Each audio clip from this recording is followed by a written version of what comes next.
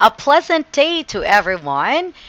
By the way, before I start my report, let me introduce myself first.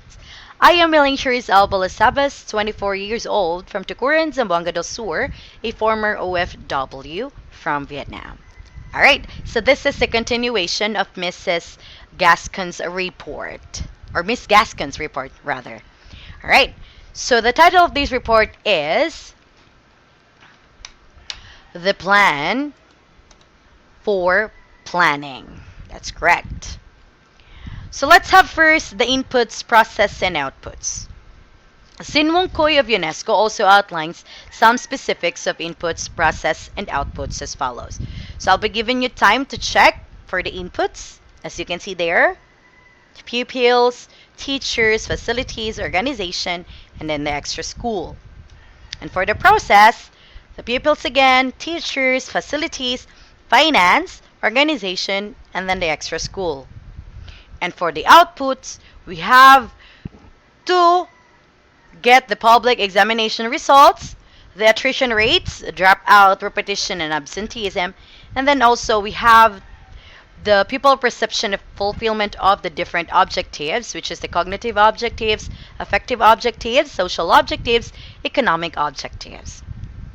So input, process, and outputs.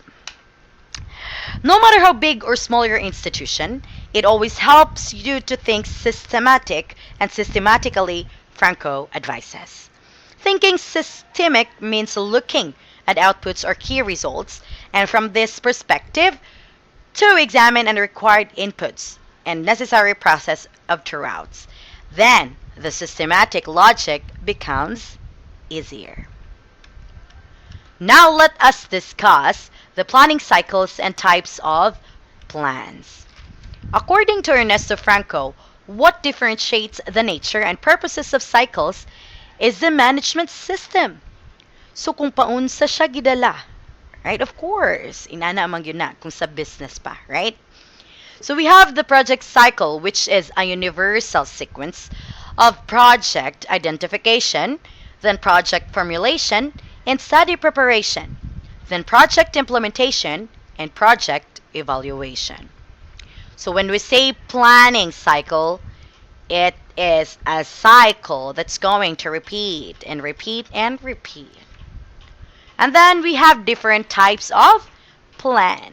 We have different stages of plan.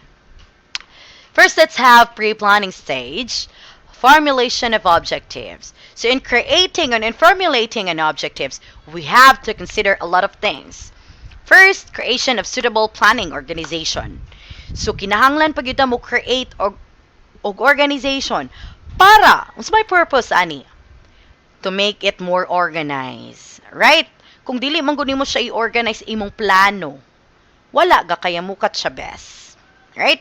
Then after that one, the establishment of planning procedures. Because if you are done organizing or your plan, then it is more easier to establish the planning procedures.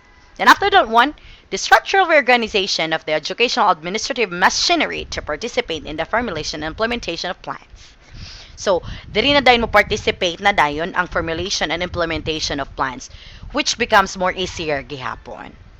And then, setting up the machinery and the procedures for the collection and analysis of the statistical and other data required for planning. So, in formulating the objectives, daghan kaayo tag ipang consider. Right? So, those are the things that we have to consider in formulating an objectives. Now, the second stage, we have planning stage. Now, the planning stage consists of a lot of things. First, let's have the diagnosis. What is diagnosis? Kung sa check-up pa na siya, kinahanglan pag yun ta i-laboratory para mahibalaan na to kung asa ta nabikil, right? So, same here in planning. We have to check, or we have to diagnose the things that we really have to do. That we really have to plan. Kinahanglan ta makabalo asa dapit, asa diri, didto, diha, dapit, asa ta nabikil, asa ta nagkulang. Correct, that's right. So, we have to diagnose everything.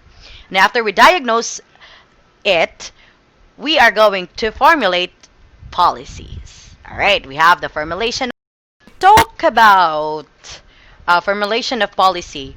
We have to formulate a policy para ma-check nato ang defect and deficiencies sa atong na-diagnose earlier na plan. Okay? So that is why we have to formulate policy. So corrective action has to be based on a policy. That is why it is very important to formulate a policy. Next, after formulating a policy, after diagnosing, we have to, okay? We have to step forward, which is the cost of future needs. We really have to consider the cost that we are going to spend in this planning stage. So you have to know the total financial outlay of your plan, which should be available if all needs are to be satisfied. Because we will be costing effort, time, and money in here. So we really have to consider it, the costing of future needs. So we have to total all the financial outlays. And then after that one, the establishment of priorities and target setting follows. So we have to establish our priorities and then set our target.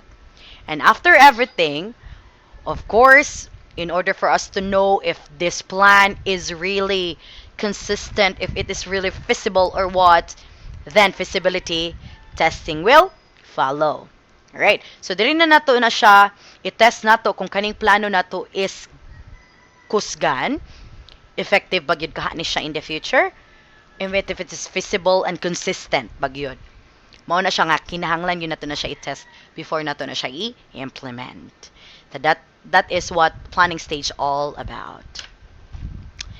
Next to that, we have plan formulation stage.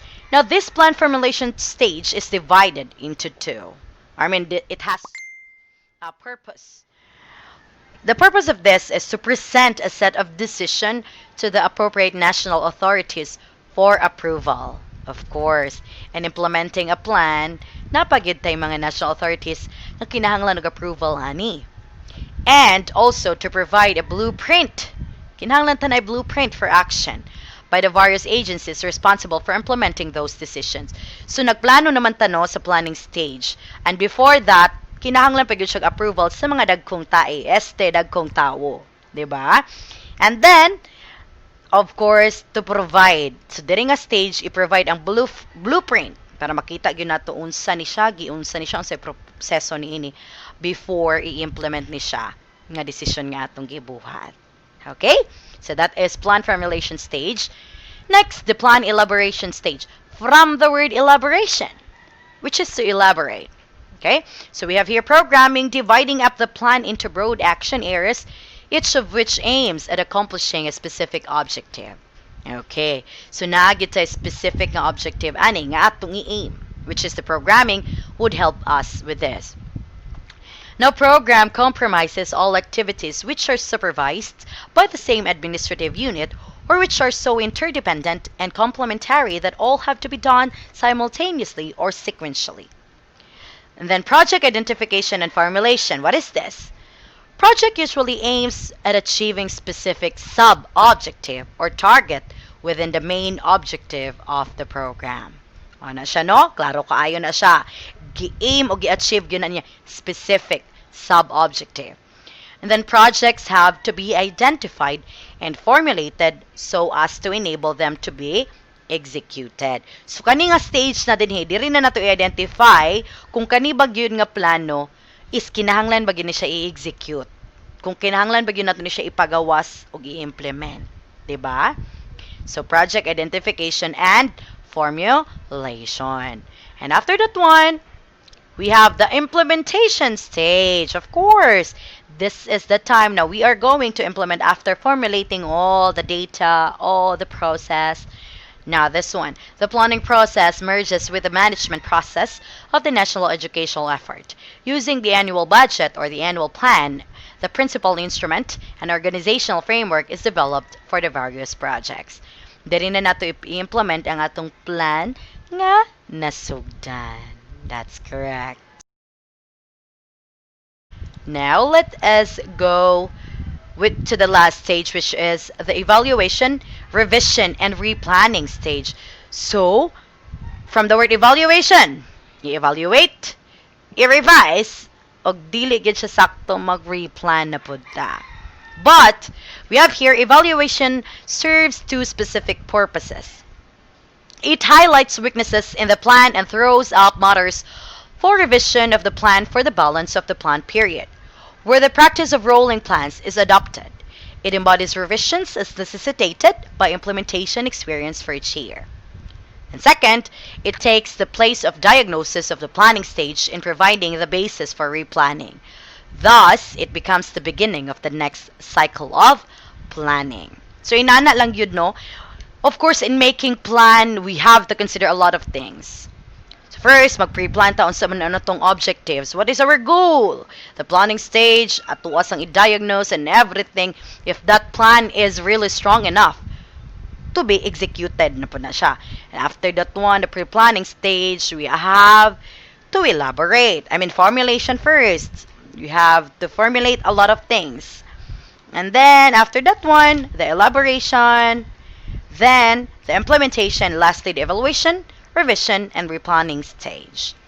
Okay? So, if dili good, if you think nga dili good ni siya ingin ani ka kuan ang imuhang plano, then you have to revise it and then replan again. And then so the cycle starts. That's it.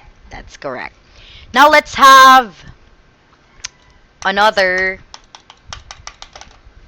Oh no. And now let us discuss a succession of stages. So this consists of 5 stages again. So the first stage is an analysis and appraisal of the present educational situation. And the phase serves into 3. First, to highlight the existing problems to be tackled in future proposals. Alright, so ma-highlight kita na no unsay mga future proposal, mga problem diha for the future proposal. Second, to trace the evaluation of the growth, dynamics, and balance of the educational services in which to base estimates for the future growth and flow rates. And lastly, to give an up-to-date picture of the base from which future development must start. And then the second stage of setting targets follows, in fact, largely from the first stage. The exogenous data on the future demographic trends, on the future needs of the economy for skilled manpower, as well as on the future trends in social demand, also exert considerable influence on this task of target setting. The third stage consists of constructing a set of unit costs in order to test the feasibility of the targets.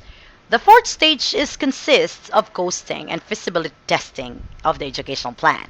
And the fifth stage is of decision and implementation as of consequence of stage 4, and the final decision is reached and the move from planning to action begins. And the sixth and last stage, according to Chowdhury, consists of evaluation and revision of the plan.